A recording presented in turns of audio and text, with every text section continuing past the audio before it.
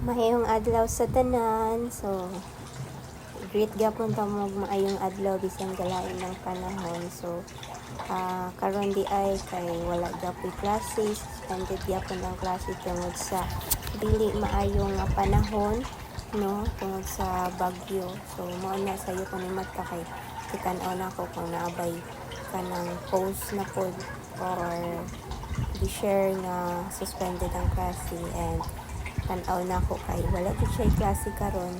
So mao na sayo ko ni mata mga 6 pero ibangon ko kay mga 9 na. So mao na ko siyang libuhat kay ang usa ko no sa sayo sa kabuntagon para di kaayo ang atong itsura nga matubang sa inyo.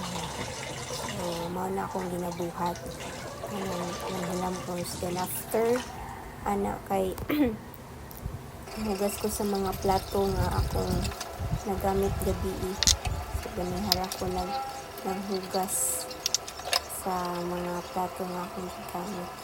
So ako di ay kay kanang na boarding house ra ko kay na ako na-assign. Ay wala ko na-assign sa amo.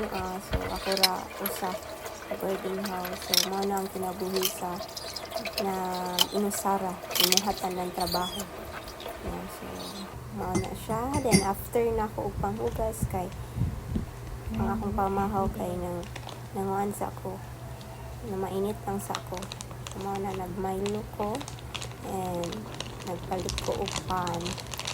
So mao lang sa akong pamahaw for today. No, kay wala pa ko kaluto ana nga time.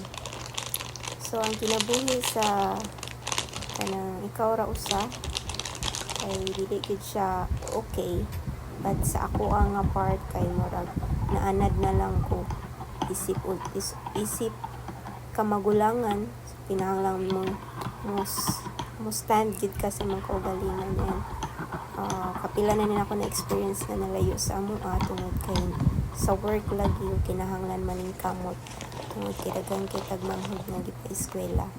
So balag ikaw ra usa kanang laban lang jud ta ani.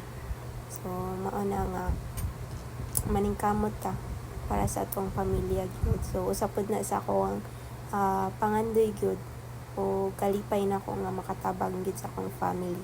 Bahalag layo sa ilaha, but ginabuhat din ako para raman pud sa ilaha, para makatabang sa ilaha.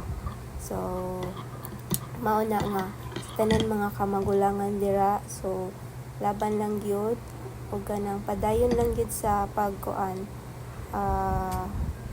laban sa kinabuhi tungod kay hunahunaa lang gyud imong family nga ikaw ang mutabang sa ilaha, no. So kuan po di ay kanang nice pud siya nga experience nga mahimo ka nga maging strong and independent woman, no. Labi na ikaw ra gyud usa, pero okay ra gyud siya sa makadugayan kay maanad ra gyud ka. Pero kung permero gyud murag magilak-hilak gyud ka, masalang pud ka sad thing, no, kung ikaw ra maginusara kay say nagi panahon nga mag-imot-imot ka kay mingawon ka sa inyo, ha, no. Pero natural ra na siya, ayaw lang gid pabilin ana kay dili na healthy para sa imo, ha. So mao na siya mga